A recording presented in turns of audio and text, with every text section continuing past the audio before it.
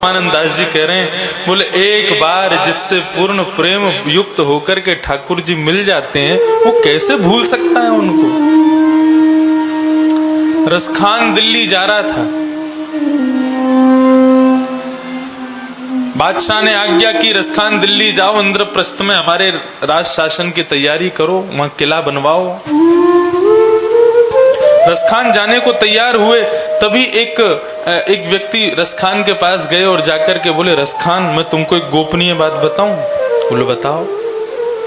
तुम जा रहे हो दिल्ली? बोले हाँ। मार्ग में एक भयावह कुआं पड़ेगा। बोले कुआं मतलब? कुआं पड़ेगा मतलब भयावह? अरे एक नगर पड़ेगा, तो कुआं ही है, उसमें जो गिरता निकलता नहीं है। कौन सा नगर? बोले प्रेम नगर। प्रेम नगर? ये तो मैंने कभी नहीं सुना। अरे उसका गोपनीय नाम है प्रेम नगर, उसका प्रकट नाम है वृंदावन। रसखान तुम दिल्ली जा रहे हो, लेकिन उस प्रेम नगर में मत जाना। क्यों? अरे रसखान मैं क्या बताऊं, मैंने आज तक जितने लोगों को देखा, जो भी उस नगर में गया है, वहां एक छोटा सा बालक रहता है। कौन? बोले हिंदू जिसको पूजते हैं वो कृष्ण, वो आज भी वहां रहता है। वो जिसको पकड़ लेता है अपना बना लेता है। रसखान तुम ध्यान रखना, कुछ भी कर लेना लेकिन उस स्थान से बच के। रसखान बोले छोटा सा बालक मुझको पकड़ेगा? बोले वो देखने में बालक है, उसके पेट में 1.5 हाथ की दाढ़ी है। 7 दिन का था तब तो पूतना मार दी थी उसने। रसखान बोले पहचानूंगा कैसे? बैठा बैठा रसखान उससे एक एक शब्द पूछ रहा है। बोले उसके ऐसे कमल नेत्र हैं, सुंदर मुस्कान है, सांवला स्वरूप है, पीली पीतांबरी पहनता है, गले में सुंदर माला धारण करता है, एक कान में एक ही कुंडल पहनता है। ठाकुर जी और बलराम जी दोनों के लिए आया है कि दोनों एक ही कुंडल पहनते हैं। कुंडल मेरी तरह नहीं पहनते, फूल का कुंडल पहनते। जैसे कोई फूल तोड़ के यहाँ कान में लगा लेते हैं ना, ऊपर इधर की तरफ ठाकुर जी उसको लगा ले, एक कुंडल। तो एक ही कुंडल क्यों पहनते हैं? बोले ठाकुर जी चलते चलते अब व्यस्त कैसे हो, चलते चलते कुछ तो करना है, तो बार बार उस कुंडल को उछाल उछाल के कभी इस कान में, कभी इस कान में, कभी इस कान में, कभी इस कान में। कर्णयोः कर्णकारम विभ्रदवासः कनक कपसं वैजयंतीं च मालाम। पूरे रूप का वर्णन किया। बोले रसखान उससे बचना। अब तो रसखान चिंतन करता जा रहा है, अपने मन में चित्रण बना रहा है, वो बालक ऐसा होगा, कमल जैसे नेत्र हैं। तो एक सुंदर छवि उसने अपने हृदय में बना ली। और रसखान बार बार नेत्र बंद करके देखता है, ये इतना कोमल है, इतना सुंदर है, इतना इतना इतना चंचल है, ये मुझे कैसे पकड़ेगा? अरे मैं इतना बलवान, कठोर, विशाल, ये नन्हा सा बालक कैसे पकड़ेगा? और इसी विचार को करता करता जैसे ही जाने लगा, सैनिकों ने सतर्क कर दिया। बोले महाराज सावधान। बोले बताओ क्या हुआ? बोले वही नगर आ गया है। कौन सा? वृंदावन। अब जैसे जैसे वृंदावन के समीप पहुंचे, रसखान की धड़कनें बढ़े। कभी इधर देखे आ तो नहीं जाएगा, कभी इधर देखे यहां से तो नहीं आ जाएगा।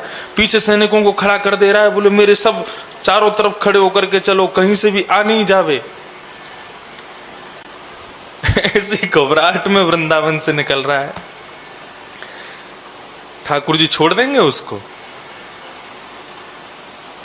वृंदावन की सीमा के बगल से निकलने लगा, और जैसी सीमा के पास आया, रसखान बोला सब सुरक्षित हैं? बोले हाँ सब सुरक्षित हैं, कोई नहीं आया। बोले अरे वो भी बड़ी बड़ी बातें कर रहा था, ऐसे करता है, ऐसे कुछ नहीं हुआ, सब तो ठीक है।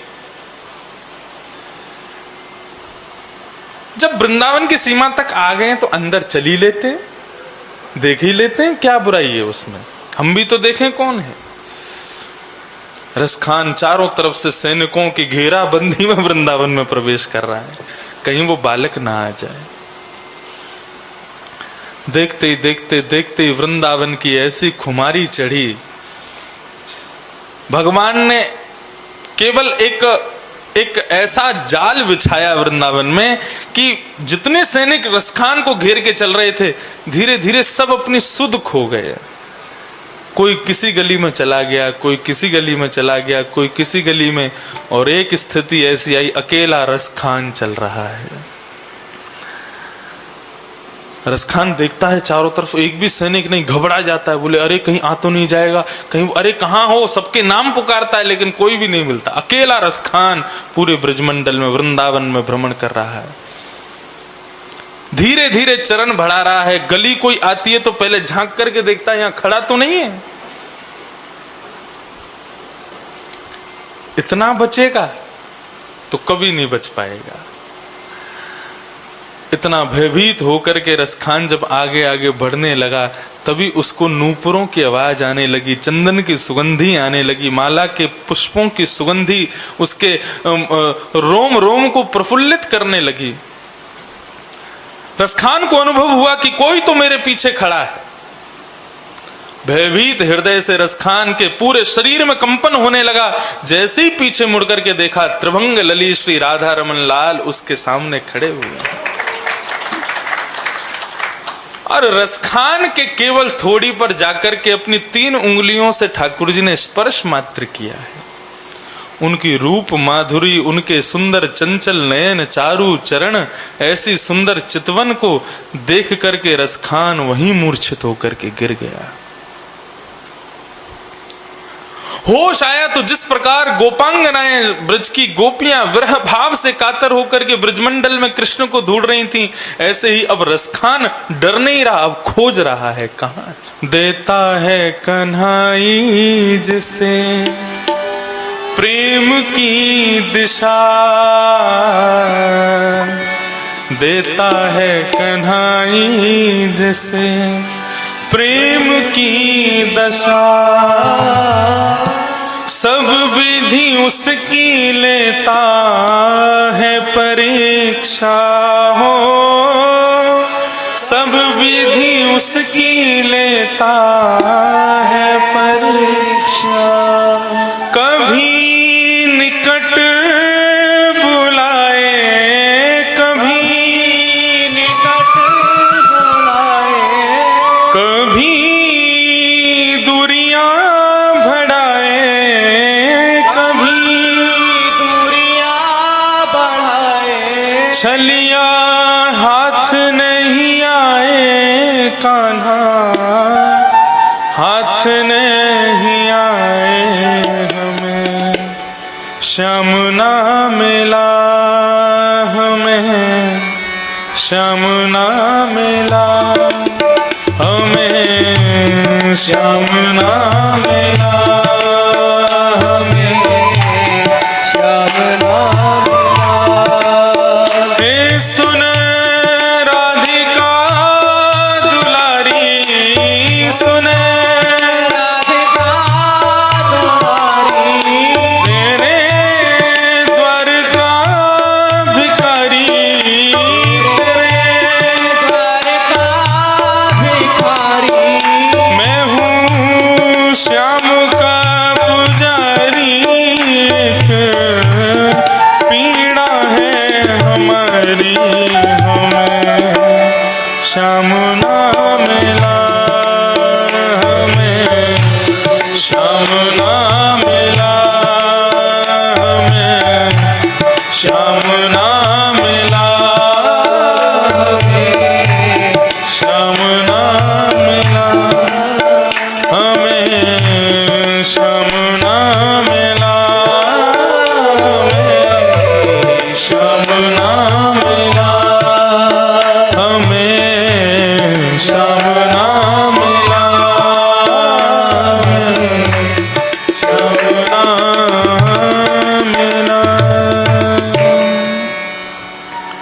रसखान खोजते रहते हैं, रुदन करते रहते हैं, यमुना में स्नान करते हैं, ब्रजरज लपेट लेते हैं। रसखान जब चलते थे वृंदावन में तो लोग तो एक कंठी की माला पहनते हैं, लेकिन रसखान पूरी तुलसियों की कंठी की मालाओं से ही शरीर को ढक करके वृंदावन में घूमते थे। कोई पूछता था, रसखान एक तुलसी की माला काम कर सकती है, तुम इतनी माला क्यों पहनते हो? रसखान कहते थे कि तुम तो फिर भी पवित्र हो, पवित्र कुल से हो, खानदान से हो, लेकिन मैं तो म्लेच्छ परिवार में जन्म लेने वाला व्यक्ति हूं। मुझे एक तुलसी की माला से वो काम नहीं हो पाएगा। मैं तो पूरे दिन तुलसी की मालाओं में खुद को ढक कर के रखूं, तभी ठाकुर जी कृपा करेंगे। बादशाह ने एक दिन आकर के वृंदावन में देख लिया, आकर के रसखान से कहा, रसखान तुम हमारे महामंत्री हो, आदि आदि। रसखान बोला, मेरी याददाश्त चली गई, मुझे कुछ याद नहीं है। तुम कौन हो, मैं कौन हूं, मैं कहाँ का मंत्री, तुम कहाँ के राजा, मुझे कुछ नहीं पता। मुझे बस एक ही बात पता है, वृंदावन के राजा दो, श्याम राधिका रानी। बस दो ही राजा रानी हैं, या तो राधिका रानी है या श्याम राजा हैं। तुम कहाँ के राजा भैया, मुझे कुछ नहीं पता।